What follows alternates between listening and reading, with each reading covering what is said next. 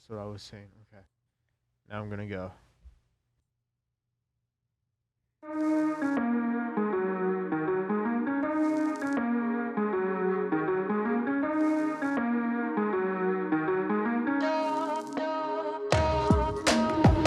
It is August 30th, 2022 years after Jesus Christ RIP'd. I'm George Carmona, your host of Gridiron Junkeez.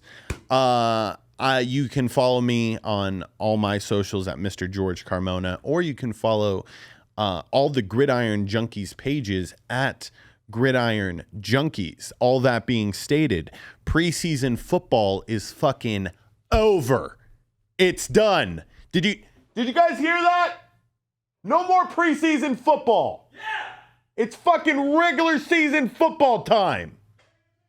The only thing better than regular season football is postseason football, but we'll get to that excitement once we get there, right? But no more preseason. We got to see a lot of interesting things happen. We can touch on it really quick. Aaron Donald practically assaulted the entire Bengals team. I'm pretty sure everybody's seen the video by now of Aaron Donald with two helmets swinging it around at practice. It's going to cause some fines, if not a suspension. I find it hard to believe that they gave fucking Myles Garrett 6 games and they're not going to give Aaron Donald any sort of suspension. I think it might be like a 1 to 2 game. People are always complaining about these joint practices and how rowdy and stuff they get. Here's the thing. Myles Garrett's incident happened on national television. It was a Sunday night football game. It was big. I'm not sure if it was Sunday night football or Monday night football. It was a big nighttime game. Oh shit. I think it was Thursday night football.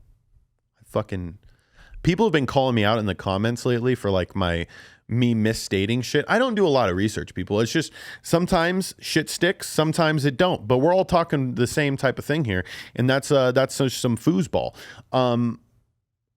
Malik Willis is another person that I wanted to highlight here. He, out of all the quarterbacks that I was able to watch during the preseason, which I was able to catch a good amount of games, he looks like he has the most promise out of anybody in this rookie quarterback class. I'm thoroughly shocked that he slipped down to the third round of the draft. And there's just a couple of things. Trey, if you want to just play that clip of Malik Willis absolutely ruining the Cardinals defense. This is what you're going to see a lot of, people. Malik Willis play action type deep routes in which it just opens up the floodgates. And let me tell you, when I saw number 7 running down the field like that, it made my heart warm. My favorite NFL player of all time was Michael Vick. All right. So seeing 7, the left, and he's not a lefty. If he was a lefty, that would have been like the ultimate, icing on the cake. But regardless, number 7 being able to scramble out like that, it adds a level of depth to that Titans team that you just don't get with Ryan Tannehill. Not saying that he's not a mobile quarterback, but he doesn't get it done on 3rd and 7 type downs that often. When the pocket collapses around him, you don't really see him getting out of the pocket as much as you would definitely see a Malik Willis, right? Let me go over a couple of things that I noticed, right? He had insane levels of composure throughout this entire preseason. Even just not just watching the highlights, but hearing him in interviews, you can really go to see that this guy is a class above. And the way that he carries himself is the exact type things that you want to see from an NFL quarterback. His pocket presence is there. And he has the ability to get out, as you saw in the clip above. And you'll see, like, if they did have him start eventually at some point in time in the season, which I do believe is going to happen, you're going to see a Baltimore's type run it down your throat kind of offense, which makes it extremely easy for quarterbacks like Ryan Tannehill to shine because they're getting a lot of great looks off of play actions. They're getting the linebackers to come up, overplay, overcommit to the run. And when you have that facet, and then you toss in a quarterback that can sling it deep and, make the defense respect his legs, that is the type of offense that is, winning football. And it doesn't necessarily equate to like what a Super Bowl champion type team looks like. I mean, we haven't seen a mobile quarterback other than really Patrick Mahomes do it as of late. But even then, Patrick Mahomes doesn't use his legs till way later on in the game anyways. All that being said, Malik Willis, you will be a starter. If not by the end of the season, your ass is going to get sent to some place where you are going to get some good playing time. I don't know what the plans are for the Titans out there. Ryan Tannehill maybe has 2 more years left in him, but is that what Malik Willis wants to go through? He looks like a gamer. He looks like he's ready to go. Let's go into topic number 2 of the day. But before we go into topic number 2, I just want to give a quick little rundown as to what you're going to see in the second half of this podcast. We have Big Body Cisco. He is a DJ, MC, Twitch streamer. He has a podcast called the Western Conference Podcast, which is one of the hottest podcasts out on the market right now. That one song, what's that one song? He just had on J-Boog. I was going to try to impersonate a J-Boog song, but I can't do it. Top names, Tyson Pedro of the UFC, that dude who just got another first-round knockout, was one of his first guests.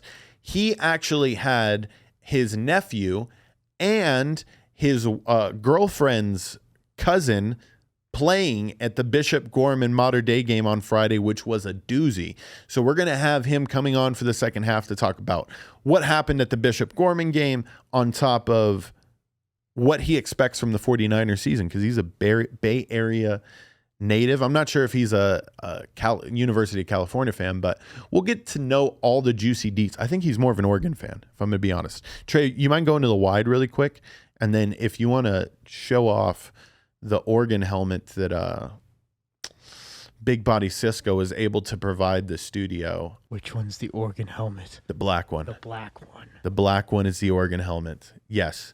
We got Trey behind the decks today. He's doing an amazing job. He's doing the thing. Trey has never really played football, I don't believe, but his father did. That is the Oregon helmet at the very end, next to the lovely Saints helmet, next to America's garbage can, the Cowboys. Back to me. That Oregon helmet was donated to the studio by him, and I believe Cisco said he's going to leave the 49ers helmet here too, to add on to the collection. On to what is probably the most controversial thing that we'll talk about leading up to the NFL season. And then once the NFL season's in swing, guys, we're going to have so much football. College football is already going, but we're going to talk about that on the Wednesday show, or on the Thursday show. Let's pull up this NFL top 100 list versus the Pro Football Focus top 100 list. My God, does NFL top 100 just like to suck off those Rams? There's 3 Rams players in the top 10, and I personally, I don't think this should ever happen unless it warrants it. And Aaron Donald warrants it. Cooper Kupp warrants it. Okay. Jalen Ramsey does not deserve to be on that list. The one person that I see on the Pro Football Focus top 50 list, and he's high up, and he's not nowhere to be seen on the top NFL top 100, top 10, is Trent Williams of the 49ers. And we're going to talk to Big Body Cisco today about that. But to put the 49ers in a position to win to go to the Super Bowl. I mean, we forget quickly how fast that game turned around in the second half, that 49ers Rams playoff game. But let me not have you forget that the 49ers took care of business late in the season against the Rams. The Rams showed lots of holes throughout the entire season. And I know this is a player type list, but winning the Super Bowl and the storyline in Los Angeles, that is why there are 3 Rams in the top 100. Okay? It's not glamorous fancy, glitzy to talk about Trent Williams, the best tackle in sports. And I know football, but I mean, if you were to put Trent Williams in any fucking sport, you reinvent the position. Okay, it doesn't even have to exist. We could put Trent Williams as a baseball player. We'll put his fucking position as tackle, and he'll still find a way to crack the top 10. He's one of those type of insane athletes that he gets absolutely robbed by the NFL top 100 by not being in the top 10 at least. Now, I do believe he fell in between 11 and 20. I didn't even feel like I wanted to do the research on that. I just knew automatically, like, how in the fuck does the person, one of the most important people on the field at all times, the tackle, get taken out of that list? I mean, I just don't get it. And I Travis Kelce too. Here's the thing. Pro Football Focus also, they do reward the line way more, right? They understand the value of a Zach Martin from Dallas. They understand the value of the defensive lineman like TJ Watt, which, oh my gosh, man, he's primed to win a defensive MVP in his career. All that being said, Jalen Ramsey, you don't deserve to be in that NFL top 10. And I am so heated that I'm going to transfer over this conversation to Big Body Cisco in the second half. But until then, Trey, why don't you take us into fucking halftime? I'm done with this shit. I'm done with the NFL fucking rigging everything. I want you to play the music right now so we can go into halftime. It's the second song.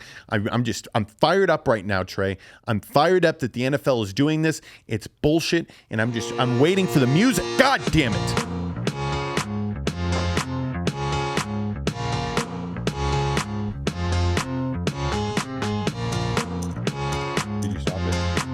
Trey absolutely ruined the mood that I was in to start off the second half. My first half ended on me shitting on like the NFL top 100 list. Ladies and gentlemen, with me I have Big Body Cisco. How we doing? The host of the Western Conference podcast. Yes, sir. Why don't you let the people just know a little bit about who you are? So, Big Body Cisco, man. I host the Western Conference podcast, and it's something that me and my brother Westafa does, and it's something that lifestyle. We talk about we just had some legends in the we had Richard Tone, Michael Jackson's choreographers that were in there, so a lot of good stuff over there, man. It's real fun stuff. You've had a shit ton of cool people in here. Yeah. You also, I guess this was probably like the moment that I was like, I always like people genuinely to start off. I'm not like let me just judge how that person is before I feel. I'm always a lover first. Got it. Let me go and tell you when I went from like to love with you is when the Oregon equipment manager came in here. How did you get connected with him, and how did you get us that dope ass helmet? We showed Shout it out in the Kenny first Farr. half. That's Kenny Farr. He's been the Oregon Ducks equipment manager for many years, and he's actually his wife is Polynesian, and they love island reggae, and I'm in the island reggae field. So they had invited us out to Oregon to do a show for the yellow and green game. And we did that. And I had a relationship with Kenny because he came to one of the shows and said, if you ever, we were on tour in Oregon. Okay. And they gave the Common Kings a tour of the facilities. I actually was on the bus and I missed the tour. But he came to the show. And when he came to the show, he was like, do you ever need anything from Oregon? And I was like, I'm a Pac-10 guy. But at the point, I was like, it's kind of cool to kind of have, he was showing me the Marcus Mariota stuff and, Jeremiah Masoli. And I was like, so he has a history of Polynesian players that played there that he's still in contact with to this day. And it was just cool to see that he was a fan of what I did. And I was like, dude, I'm a fan of what you do because you have all this cool stuff in here. So he was like, dude, I seen the podcast. He's a big fan of Fiji's. He's seen that it was missing something. So he sent over the Oregon Duck helmet. That is amazing. Yeah. I can't wait until I, go up to Oregon one day and then I reach out to you. Because, this is a connection-based world. Absolutely. You never know what I can do get my camera in there, do a Gridiron Junkeez from, the University of Oregon. They still play at the Autzen Stadium. Oh, it is crazy, bro. I've never been. That's crazy. That's like a bucket list. I want to make sure I can check off going to an Oregon game. What game do you recommend? Do you recommend the Civil War? Yeah, it has to be the Civil War. Them against Arizona State too, and then they have Cal. I like because I'm a Cal guy. Mm-hmm. But Haloti Ngata was there. I was with him, and his family, and he's a big Oregon Duck guy. I mean, they're like treated like gods out there in Oregon. Wow. So just walking around with royalty of Oregon Ducks is like, wow. And Holote's a good friend of mine, and he was just like, oh yeah, come by. We're gonna see these recruits coming in. I'm like, it's crazy, bro. The only Oregon games I've gone to a couple. Let me see if you remember, like back when Oregon got their really cool uniforms. Yeah. They played at the Vegas Bowl, and I believe their quarterback's name was Mason Dixon. Oh wow, you went there. I went like when I was like 6 years old, 7 years old watching. So back then, I feel like it has to be just not only the recruiting play, but people want to look swagged out all Absolutely. the time. And they kind of have that like Polynesian touch to it. I mean, like that helmet back there definitely looks tribal. Do you think they were doing it on purpose to get like the best linemen?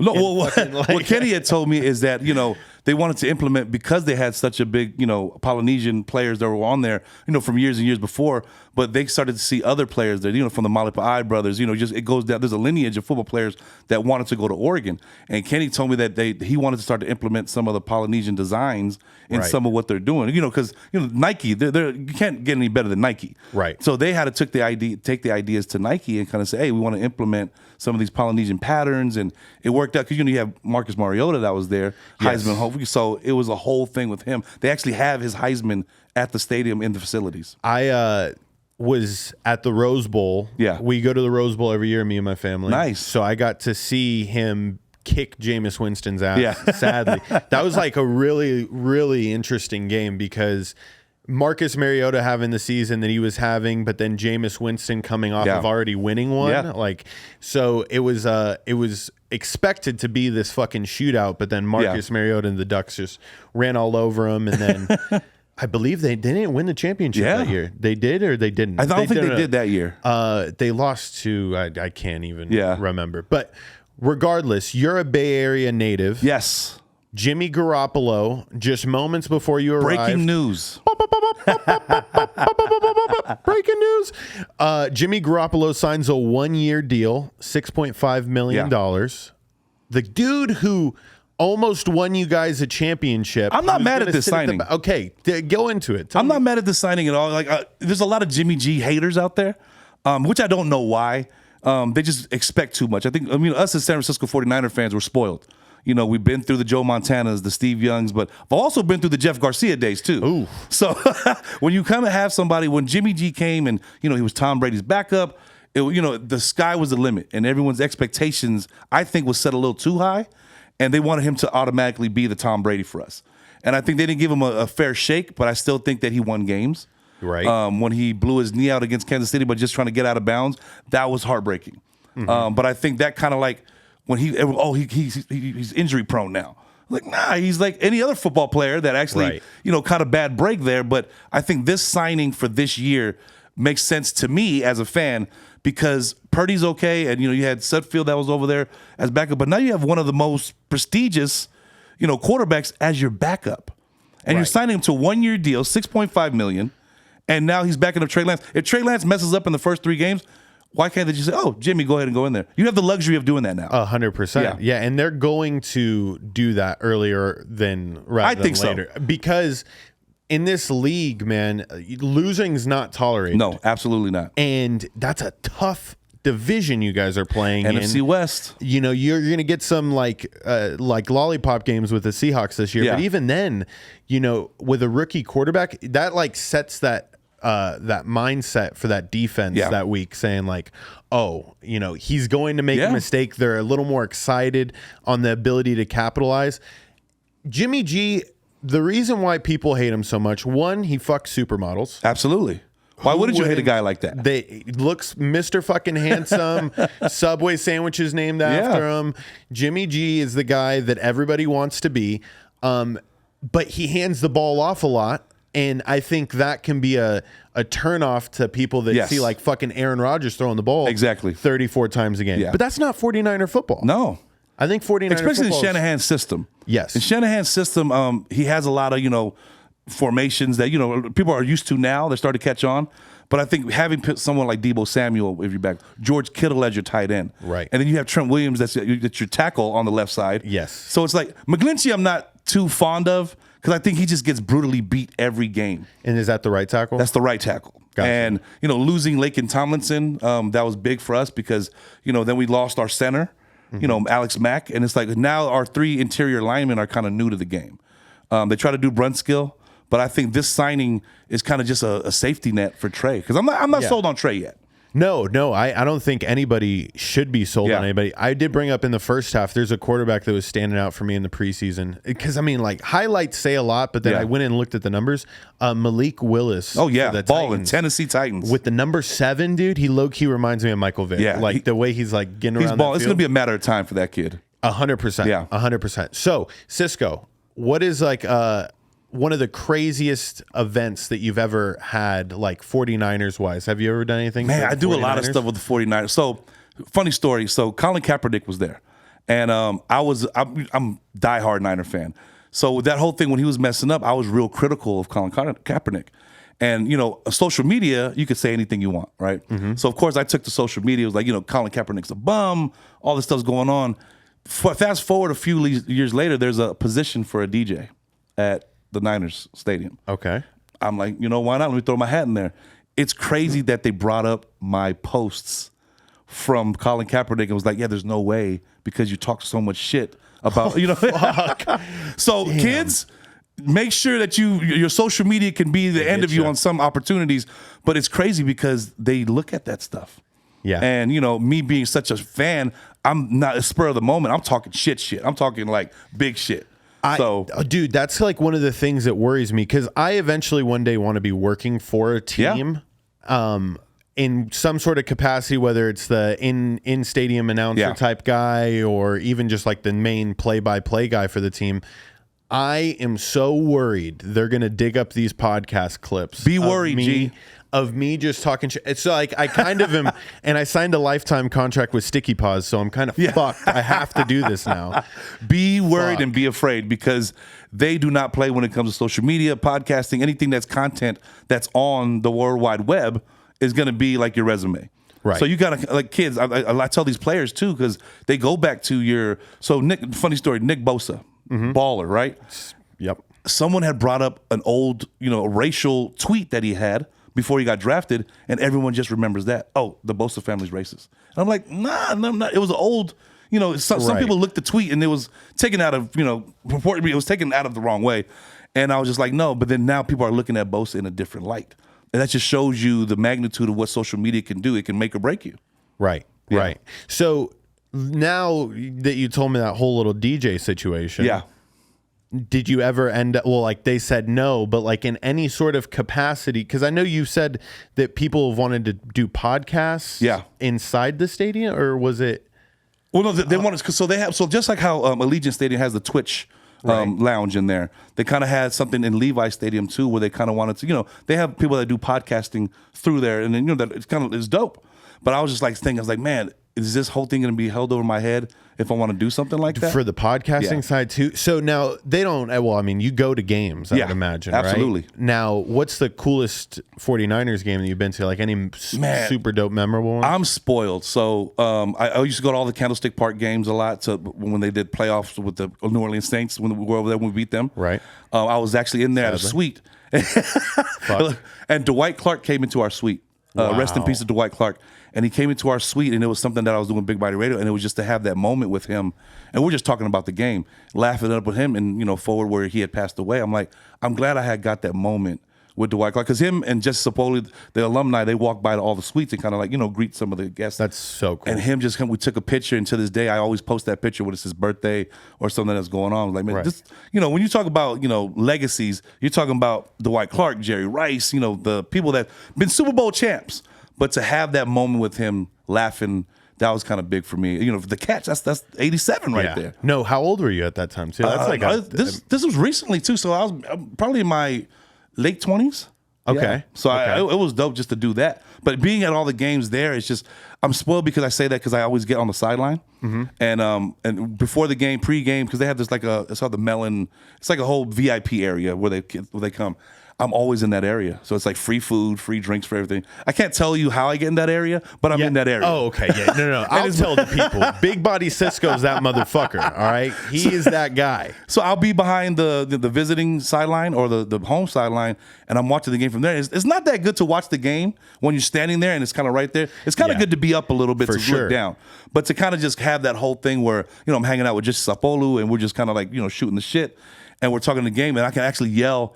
And I got drunk one time. The rule is don't get drunk on the sideline area. I got drunk in Jimmy G, and I was like, fuck you, Jimmy. Just like being that guy. Yeah. That belligerent dude. So the funny story is when Jalen Ramsey was with the Jacksonville Jaguars, I was on behind the thing, and the Niners were beating them. And they had supposed to have the number one defense in the league. Jalen Ramsey and their D linemen are going at it. I'm just egging them on. You got this is the number one D. Jalen Ramsey's looking right at me. And I'm just looking, I'm like, you guys are horrible, you're trash, like talking to the players. And then he's like looking at security, like, hey, come get this dude, But I'm over there sipping my beer. Security was like, you good? And I'm like, oh, I'm just talking shit. He's like, yeah, you can't do that. And one of the D linemen looked back at me, and I'm just like, and I know a lot of the players too. So Domata Peko at the time came where I was at on the sideline talking to me. So when a player comes talk to you, everyone's like, who is this dude? You know what I mean? Yes, right. That's a big time fucking moment. Okay. And it's crazy because when he was over there, Tyson Alualu was playing for Jacksonville, and he was laughing because he hit me and was like, bro, Jalen Ramsey and it was pissed. They were like, dude, who's this dude on the sideline? And I knew who Tyson was. Tyson was like, I know him. No, Jalen Ramsey is a fiery little motherfucker. Oh, yeah. And that was like early on in his days. Early. He that was was like the Jacksonville was the D. Yeah. Didn't give a shit. Yeah. Like he's still had that to him. I feel like as players get older, like they kind of chill out a little bit. They lose that young edge that like a lot. You see a lot of these, especially DBs. DBs are always the flashy ones that want to talk all that shit. Right. But when they can lock people down like Jalen Ramsey do, you could talk shit like he does. Well, it's until that first highlight tape comes out of your ass getting fucking cooked. It's a 5-minute rewind. And Jalen's been cooked a few times. Yes, they all have. That's a position. You're going to get cooked, but you have like that ego until that you go on YouTube and you're like, fuck. Yeah, like he kind of got 60,000 views. Shit. God damn. Okay, Cisco. Yes. The last thing I want to leave off with is you're a big guy. Yeah. Did you ever play football? I did play football. I played in college at San Francisco City College, and then I had kids, so I didn't kind of further my football career. But then after I had my kids, I started playing minor league football. Okay. And we were like one of the best minor league football teams. It was Daly City Renegades at the time, and then we had transitioned to Pacific Islanders. I'm talking about this team could have messed with some NFL teams because it was so much talent that kind of got lost in the shuffle. Definitely. So you had like linemen, running backs. And I was playing with people that had tryouts with Kansas City Chiefs, and we loved the game of football. So we played in this minor league football league, and we traveled to like Michigan and played all the top teams, and we were the number one team, and we like beat everybody. Those are fun games to announce. Oh yeah, I've gotten a call a couple like those those semi-pro, the semi-pro leagues. Oh, dude, because those people are there. Like some people, you're like, oh, like you're not really about it. Exactly. But then like the people that are taking that shit like full tilt serious, absolutely. And the higher the level goes, and we were playing against some like. There were some ex-football players that kind of still wanted to play, so they played in those semi-pro leagues. And you were talking about we were going against ex-NFL dudes that still had the love for the game, right? And just going at it. You know what I mean? And the good thing about that, you didn't have it wasn't as strict as the NFL and these other leagues are. So we're over there like drinking on the side after the game, and But it's crazy because you love the game of football, and then when you start to get older, and once those knees start giving out, you're like, okay, maybe I can't do this anymore. But yeah, I always love football. Cisco, do the 49ers make it to the Super Bowl this year? As much as a fan, of course I want, as a fan, yes. Yep. As someone that watches football and kind of sees the other teams, it's going to be tough. We're in a division right now that, the Rams are real dominant. I went to the last two games, the one where we beat them and the one where we lost, and they're tough, bro. Aaron Donald is a beast. As much as he's a cocky son of a bitch and talks shit about Deebo Samuel, and he says it in a clever way, but that boy is a beast. Right. And he's one of them smaller D linemen, so he's not like a giant towering D lineman. He's those D linemen that can get under you and get past you like in one fell swoop.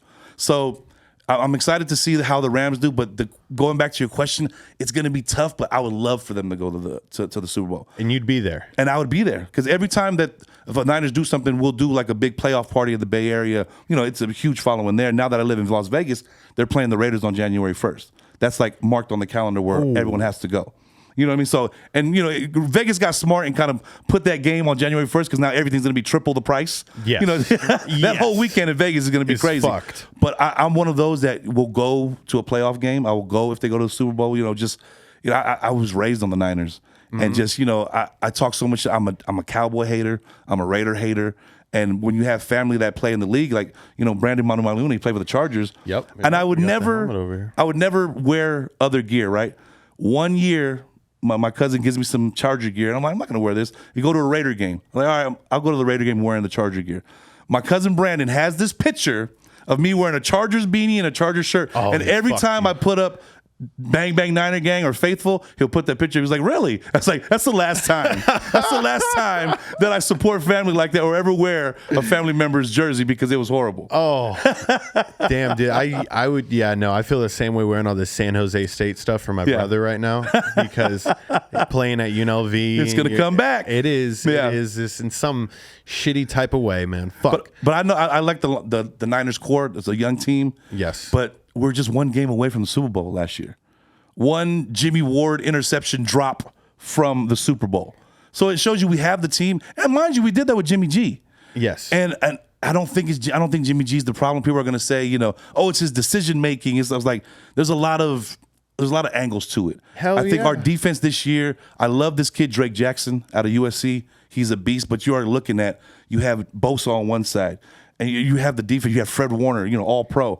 And then you get the secondary that was in question so we get Travarius Ward from Kansas City, and now it just goes back to the preseason games are cool, but now it's time to lock and load. Yeah, I told everybody on this show, I was like, we're not going to spend too much time talking preseason football. Who wants to talk you preseason? Talk like the storylines, talk Hard Knocks, whatever. But at the end of the day, football's stories are about to get really fucking interesting. Oh, okay, Manti Te'o. Yes. Are you going to have him on your podcast? We're working on that. So Manti Te'o, he just did his documentary Untold. Yes. And everyone's seen it by now. So we have a relationship where I know people that we have mutual friends, and they are working on it to get him on the show. And it's a thing that we have to go through Netflix now because it's became so big. You're right. But now it's like, I talked to the director, Tony Vainuku, in Utah. He was like, bro, we want to do the podcast.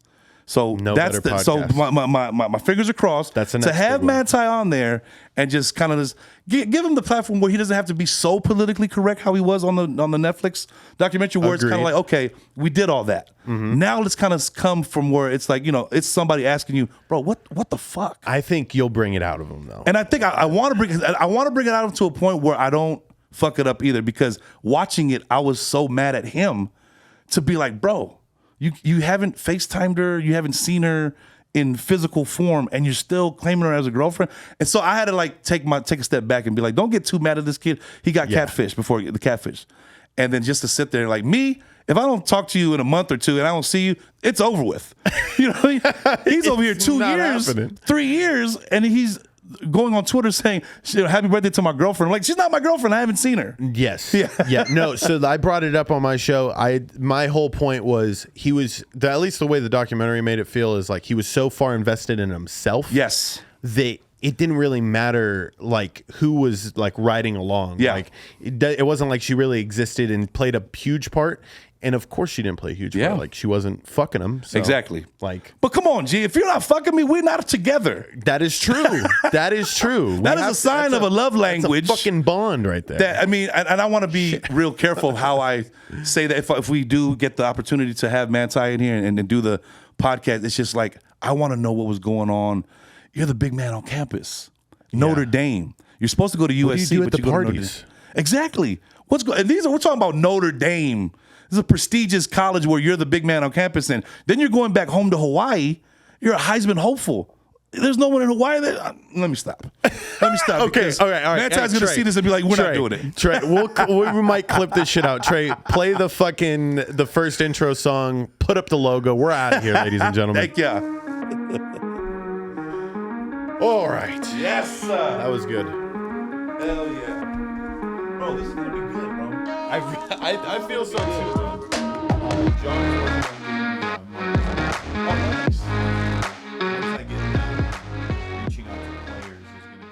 well, because I was telling Rich and Tone.